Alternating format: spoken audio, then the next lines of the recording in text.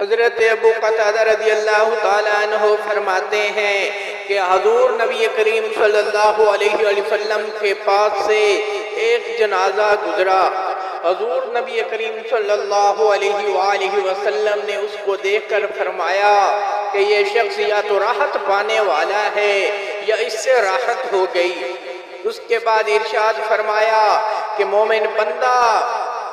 تو مر کر دنیا کی مشقتوں اور تکلیفوں سے راحت پا لیتا ہے اور اللہ جل شانہ کی رحمت کے اندر چلا جاتا ہے، یہ تو راحت پانے والا ہوا۔ اور فاجر آدمی جب مرتا ہے تو دوسرے آدمی اور آبادیاں اور درخت اور جانور سب کے سب اس کی موت سے راحت پا لیتے ہیں، اس لیے کہ اس کے گناہوں کی نحوست سے دنیا میں آفات نازل ہوتی ہیں، بارش بند ہو جاتی ہے جس کی وجہ سے شہر میں فساد ہوتا ہے، درخت خشک ہو جاتے ہیں، جانوروں کو چارہ ملنا مشکل ہو جاتا ہے، اس وجہ سے اس کی موت سے سب کو راحت ملتی ہے کہ اس کی نحوست سے سب کو تکلیف پہنچ رہی تھی۔ حضرت ابن عمر رضی اللہ تعالیٰ عنہ فرماتے ہیں کہ ایک مرتبہ میرا مونٹھا پکڑ کر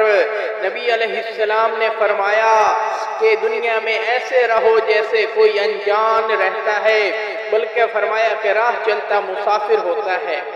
حضرت ابن عمر فرماتے ہیں کہ جب تو صبح کرے تو شام کا انتظار نہ کر، اور جب شام کرے تو صبح کا انتظار نہ کر، پھر اپنی صحت کے زمانے میں مرض کے زمانے کے لیے توشہ لے لے کہ جو اعمال صحت میں کرتا ہوگا مرض میں ان کا ثواب ملتا رہے گا، اور اپنی زندگی میں موت کے لیے توشہ لے لے۔ حضرت ابو ہریرہ رضی اللہ تعالیٰ عنہ فرماتے ہیں کہ ہم ایک مرتبہ رسول اللہ صلی اللہ علیہ وسلم کے ساتھ ایک جنازے میں شریک تھے۔ قبر میں پہنچ کر رسول خدا صلی اللہ علیہ وسلم نے ایک قبر کے پاس تشریف رکھی اور ارشاد فرمایا کہ قبر پر کوئی دن ایسا نہیں گزرتا جس دن وہ نہایت فصیح اور صاف آواز کے ساتھ یہ اعلان نہیں کرتی کہ اے آدم کے بیٹے تو مجھے بھول گیا، میں تنہائی کا گھر ہوں، میں اجنبیت کا گھر ہوں، میں وحشت کا گھر ہوں، میں کیڑوں کا گھر ہوں، میں نہایت تنگی کا گھر ہوں، مگر اس شخص کے لیے جس پر اللہ مجھے وسیع بنا دے۔ اس کے بعد حضور علیہ السلام نے فرمایا کہ قبر جنت کے باغوں میں سے ایک باغ ہے، یہ دوزخ یا دوزخ کے گڑھوں میں سے ایک گڑھا۔ اللہ تمام مومنین کی قبروں کو جنت کا باغ